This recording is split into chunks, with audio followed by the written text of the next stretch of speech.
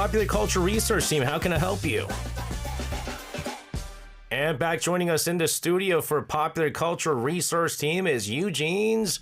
Oh, Eugene. Eugene, hello to you. Hi, guys. Happy Friday. Yay, happy Friday. So jealous. Friday. Why? That voice. Oh, you're so okay? clear. You feeling better? So crisp. Oh. That's just the thing. I don't feel sick. You don't feel sick. So your voice is sick. I would much rather be like, I feel sick and have my voice. Oh, really? I much rather have that. Because as, you know, doing radio, it's like, you know, you need your voice, but it's okay. Voice is very important. It'll be all right. I'll do my best. It'll be all right. Oh. We are in our final episode. Yay. Yay. Yay. Oh, sorry.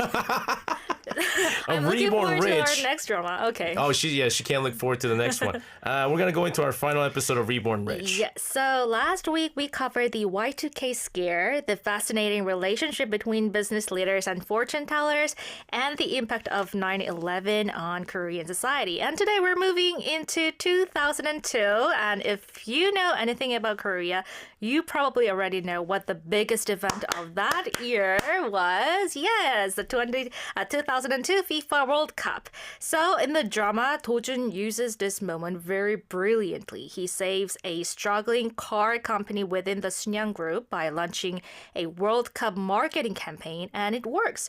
Tens of thousands of cars get sold almost overnight. And while that's fiction, the real-world marketing stories from 2002 are honestly just as wild. Guys, I wasn't a big football fan until the 2002 World Cup.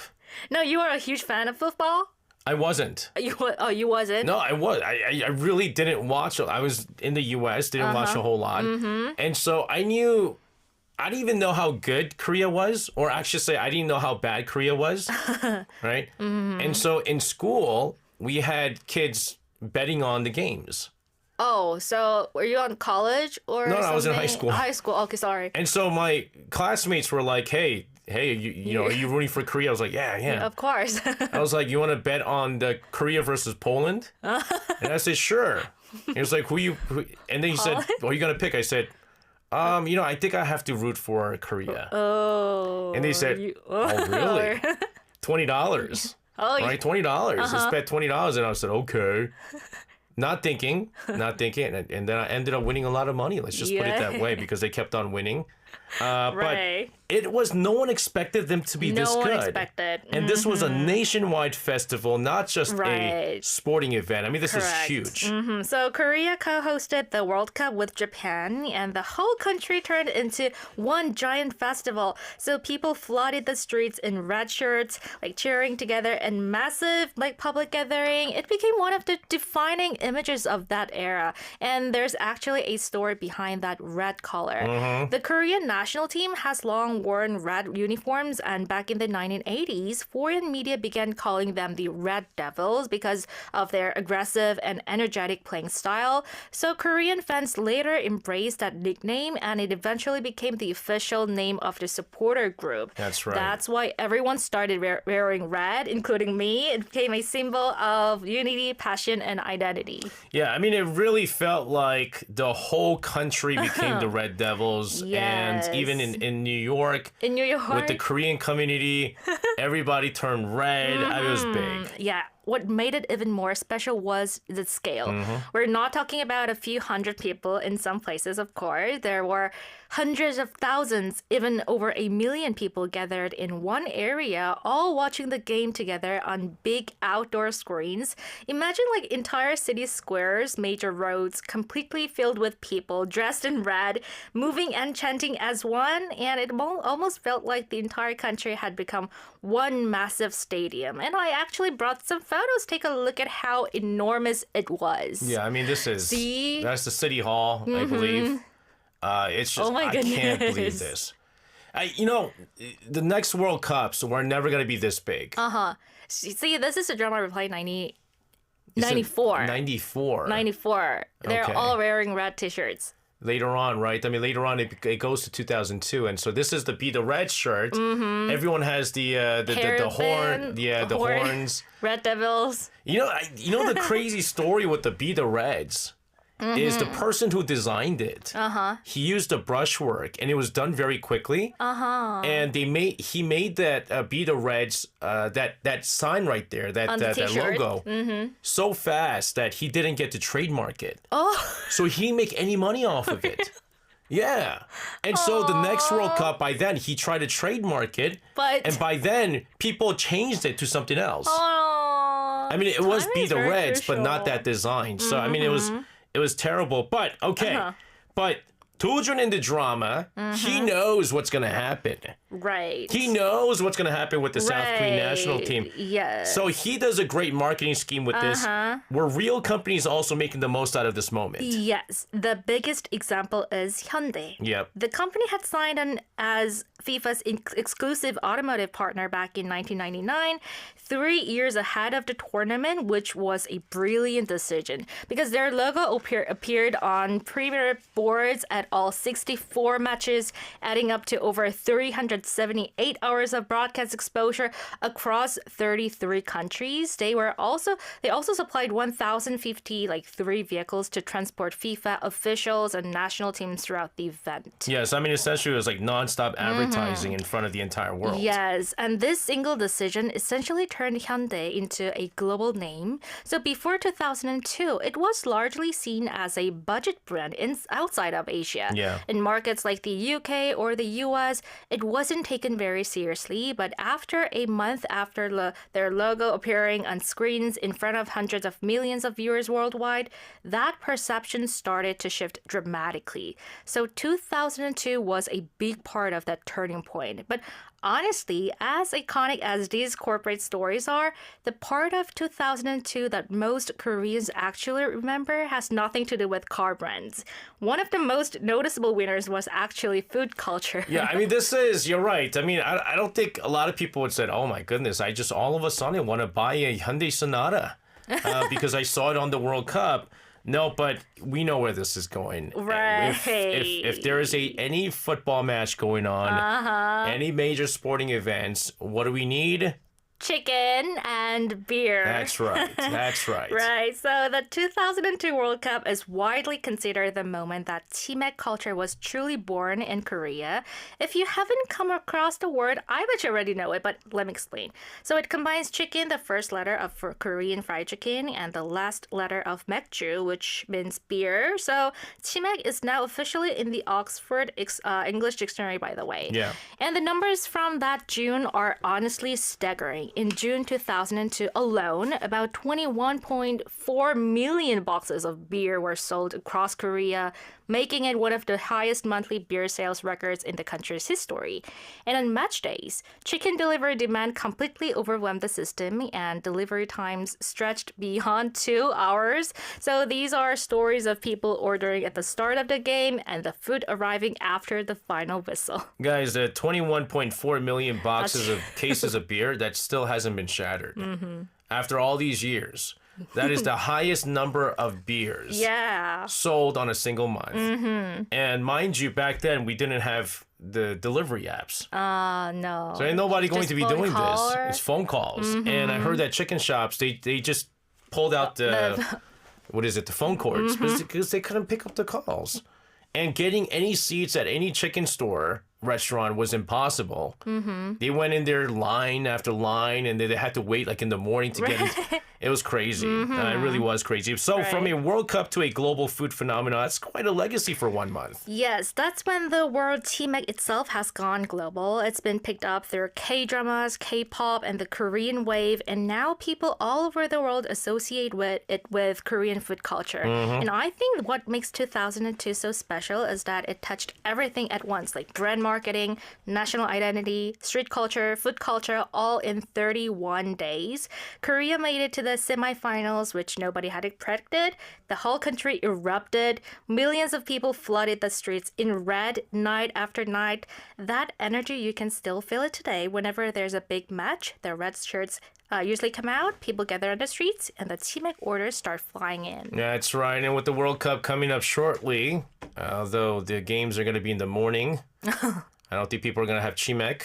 But there are going to be a lot of people wearing red. That's for sure. All right, so we're going to continue to talk about Reborn Rich. What are some of the things that we're going to be covering? But first, we have to listen to one of the most famous World Cup songs. It's Transfiction with 4 victories. 승리를 위하여. Made It Up says, I think I won a fair bit of money on the Korea-Italy game. Might have been in play when Korea were losing and they looked the better team, but the odds were really long. But then they also played well in Germany game, but lost. Yeah, they lost 1-0. How much though? Okay, I won the Poland game $20. Whoa. And then U.S. was draw, so nothing happened. And then was it Portugal, another $20. Wow. And then Italy gave $20. Spain gave $20. And so that's $80. And then I lost the Germany game. I don't even know why I continued betting. I was like, I didn't think they were going to win. I was like, let it ride. Let it ride. So in total, I only won about $60. But still. Huge. It was huge for me because I was in high school. All right, what's our next topic? Okay, so in the drama, even though Dojun is part of the Jaemal family, he's actually disliked by most of his relatives, except for his grandpa, the chairman. That's right. And at one point, the chairman and Dojun get into a serious car accident, but later it's revealed that the accident was actually intentional to kill them. And what's interesting is how the perpetrator was paid. So instead of money, he was given a traditional Korean painting. So that might sound a little unusual, right? Why would someone use a painting as a form of a payment? So today's topic is Korean folk painting known as minhwa in Korean. Can you imagine you doing something illegal bad. stuff? I mean, there was no someone. cryptocurrency back then, so but it's art. So why would someone use a painting instead of money? Like, I'm assuming these paintings are actually valuable. I think that's a great question. We first need to understand what minhwa actually is because it's quite different from what most people imagine when they think of traditional art. The literal meaning of minhwa is like painting of the people or folk painting. These were not created by trained court artists or scholars, but painted by anonymous, self-taught artists. So unlike formal art, minhwa is much more free, expressive, and playful. Okay, so that already sounds very different from like traditional fine art. Exactly. So one of the key characteristics of minhwa is its humor and symbolism. People didn't hang these paintings just because they looked nice. They often carry symbolic meanings like wishes for wealth, happiness, or health. For example, they were hung in bedrooms to ward off nightmares, placed at newborn rituals for health, given as gifts for weddings, and displayed during special occasions for good fortune.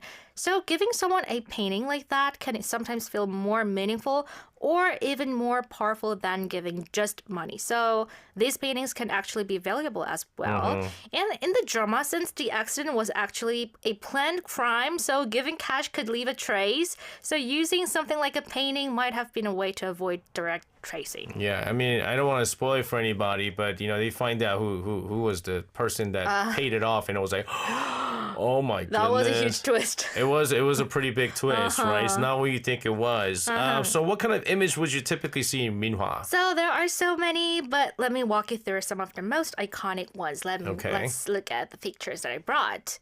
All right, so this is the first one. So this is the first one, peonies, called moran. This is the most classic minhwa subject. They symbolize wealth, honor, and prosperity, and you'd often see them at weddings and royal ceremonies. A peony painting was basically a wish for abundance. Okay, I think I've seen these. This is beautiful. This is beautiful. Yes, and we have another one. Second one is lotus flowers. yeonggol represent purity and spiritual enlightenment.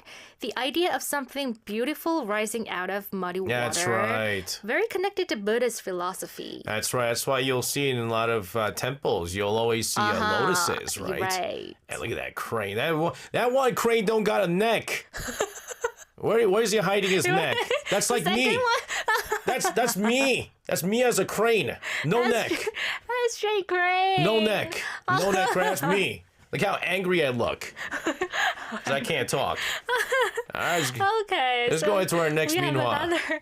Yes, the third one is carp. Ingo symbolizes perseverance and success, specifically the idea of working hard to pass an exam or advance in life. And there's a concept in East Asian culture of a carp leaping over a waterfall and transforming into a dragon, That's which right. represented overcoming obstacles to achieve greatness. That's why, like those kind of pictures you see a lot in like tattoos, right? Oh. Gangster tattoos. Like carps and dragons. Corpse and all together. corpse and then dragon, right? It means that guy, I was like here and then I turned to this. And now it's not just, it used to be a gang, it's like gang members used to do it. Now everybody does it. Mm-hmm. And then like I remember in New York, I knew someone who had a tattoo of a carp. Really? And some older gentleman said, "Oh, you like fishing?" I was like, You like fishing? I was like, young, your gangster tattoo just turned you into a fisherman. Oh my goodness. Okay. Let's go into our last notable minhwa. And then there's the Hete, a mythical guardian creature that looks a bit like a tiger or lion. It represents justice, protection, and the warding off of evil. And you'd probably see them in front of government buildings, palaces, and temples because they are simply guardians. So you know what's interesting is when my wife gave birth to my daughter, Yeah, you told me, right? it was like, now it's time I got to get a tattoo. I got to scare off all the boys. And so this was my choice, try to get a hete. Uh-huh. And it's probably good I didn't get it. I'm not going to get it. You're not going to get it? No, I don't want to get it. I think I'm not going to get it. So again, each element carries a specific meaning, especially hete that we just saw. I mean, I've seen it a lot these days. Yes, and the hete just has a massive global moment very recently. So you know the Netflix animation K-pop Demon Hunters, the one about a K-pop girl group that secretly fights demons to protect the human world? In the show, there's a blue tiger character called Derpy. That's right. And he's actually inspired by the hete. And as I mentioned earlier, the hete is traditionally believed to ward off evil, so it perfectly fits with the theme of the animation. Yeah, but it was weird because Jinu was the evil. He was the demon. But actually, he sacrificed himself. That's true. Oh, is it a spoiler or something? I think, if you didn't watch it by now, you're never going to watch it. Right. If you haven't watched K-pop Demon Hunter yet, you're never going to watch it. That's true. I've watched it like a billion times. Because we were kids? Because of my kids, right? There was a time where they just wouldn't stop watching it. But so it feels like there's growing interest in traditional Korean elements overall. That's true. So these days, younger Koreans have been rediscovering it as something genuinely cool. You are seeing minhwa motifs on phone cases, tote bags, clothing, stationery, and home decorations. So minhwa workshops and one-day classes are popping up all over the country where people can learn how to paint these traditional styles themselves.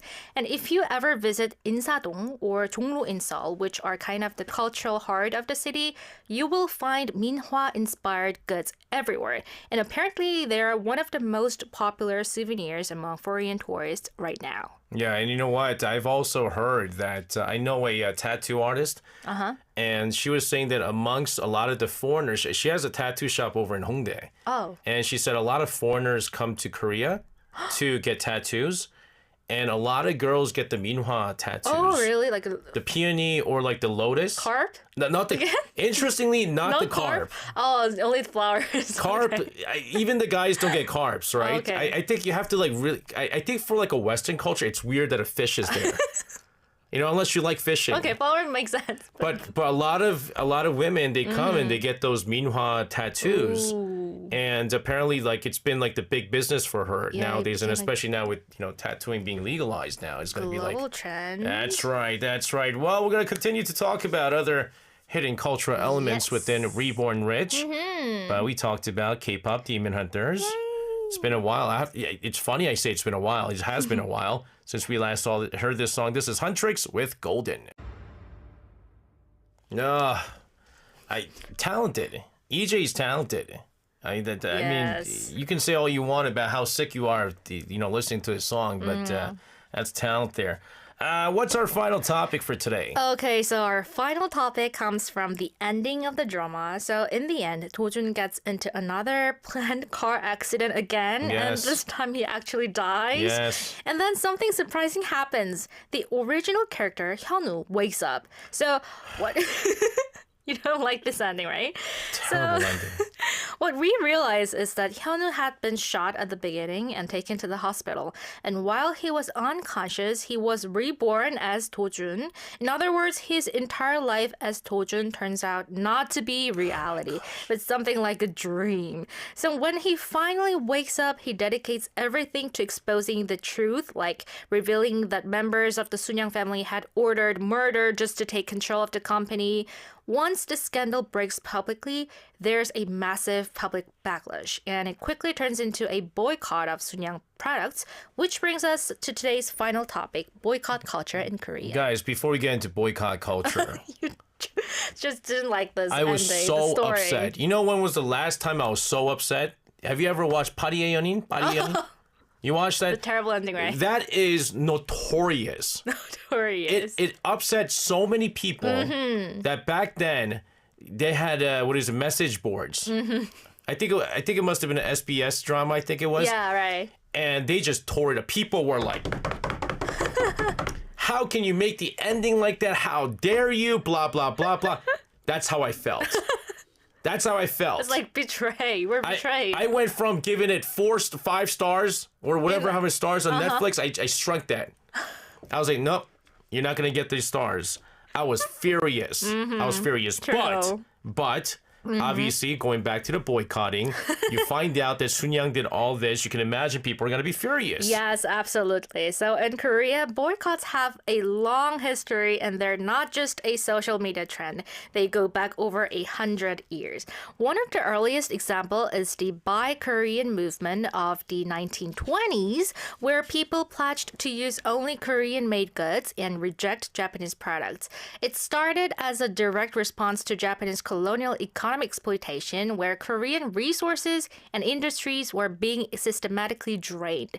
The slogan was, wear what we make, eat what we grow. Yeah, so it's deeply cool. rooted in Korean history. But what about some of the more modern examples? Okay, so there are a few really striking ones. A well-known case is the Namyang Dairy scandal. It is one of Korea's biggest dairy companies, but in 2013, it turned out that the company had been forcing its small retailers, basically like independent store owners, to take products they didn't order or couldn't sell. Things like items close to the expiry dates or products nobody was buying. The retailers had no choice but to accept them or risk losing their contract. And then a voice recording leaked. In this recording, a company employee was screaming and swearing at a shop owner in the most degrading way you can imagine. It went completely viral. People were shocked by the recordings that were released, and the company quickly gained a reputation for abuse of power. I remember They deserve it. This must have been like 2009 or 10. Must have been 2010 because every morning I used to buy a drink from Namyang. It's like the yogurt drink. It's like it's in a milk container. I forgot what it's called. Fruka? Yeah, yes. That's the famous one. I used to drink it all every morning. And as soon as I found that, I was not gonna do it anymore. So I bought the other company ones. But this is serious stuff. It was, and the situation got worse because more issues kept coming out. There were reports of unfair treatment toward employees, like forcing women to quit after getting married or becoming pregnant. Snap. So this company is actually a textbook case in Korea of what happens when a company abuses its power and never takes responsibility. People felt the company wasn't taking real responsibility, so the boycott lasted for years. Some people even created applications to avoid buying the company's products. You know, when it comes to boycotting, there's probably none bigger than the No Japan movement Right. that we had a couple of times. But I think 2019 was one of the bigger ones out there, right? This the No Japan movement of 2019 is probably the most dramatic consumer boycott in Korea. When the Japanese government imposed export restrictions on Korea, many Korean consumers voluntarily stopped buying Japanese products.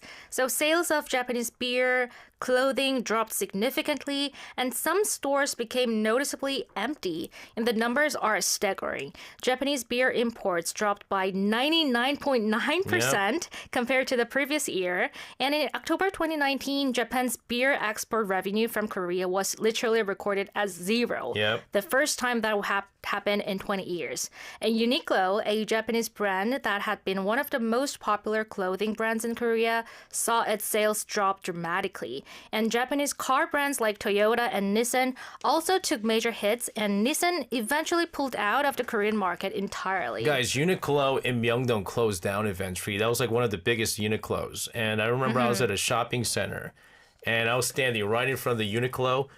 There was like barely anybody in. And then when people went in, they were about to go in, they're like, oh, you're going in? oh. And people who were driving Honda cars, because you don't really see a lot of Toyotas. You see some Hondas. Honda, right. They couldn't go out. And they were selling their cars. And, Honda was basically doing like ridiculous promotions, like 60 months, no interest. Payments and stuff like that. But I mean, it was big. It was big. But that's an extraordinary impact for a conservative-driven movement, right? No government mandate, just basically citizens deciding on it. Exactly. And that's what makes Korean boycotts so remarkable. They're almost always spontaneous and citizen-led. There was even a slogan during the No Japan movement that went like, "We couldn't fight for independence, but we can boycott." That's cool. Yeah. It was a direct reference to the independence movement against Japanese colonial rule. So there's something important to understand about Korean boycotts. They're not just about the product. They are about dignity, history, and collective identity. So when Koreans feel disrespected, whether by a corporation or a government, the response can be swift and unified. That's right. Crash Override says deleting beer sales from a whole country is wild. It wasn't even the government doing it. People weren't buying it. Voluntarily did it. So people weren't buying it. So stores are like, why are we going to stock up on it and order more? It makes no sense. And that's when other beer companies started skyrocketing in sales. Yes. Eugene, it's been an interesting journey through this drama. Again, I really recommend you guys, but just brace yourself for the ending. Oh my goodness. What's your biggest takeaway from covering Reborn Rich? Honestly, it's how much history is packed into such a short period of time. Yeah. Korea went through decades of compressed transformation that most countries experience over a century. And through all of it, there's this resilience of people pushing back, standing up, and rebuilding. The belief that what ordinary people do actually matters. And if there's one thing Reborn Rich captures, it's that. The weight of history and the power of individuals within it. Yeah, and of course I mentioned how, Time Slip was very popular around this time. Right. And as you're watching this, you're also going, what if I was in this situation? What if I knew the past? I mean, I certainly would be betting on all the World Cup games, buying all the stocks because he does buy all the stocks. Right. That's how he creates this company, right? He has an investment company later on. And that's how he makes a lot of the money, the IMF, the dollars that he has. And you go, I would do the same thing. Me too. I probably would. Eugene, thank you so much for covering a whole month of Reborn Rich. You are, of course, going to be covering a brand new drama next week. Looking for that. All right, we're certainly looking forward to that. And have a wonderful weekend. Thank you. And we'll see you again next Friday. Thank you. See you next Friday. Bye. All right, sending around the studio. This is the OST from Reborn Rich, Munsoa of Billy singing 별처럼 like a star.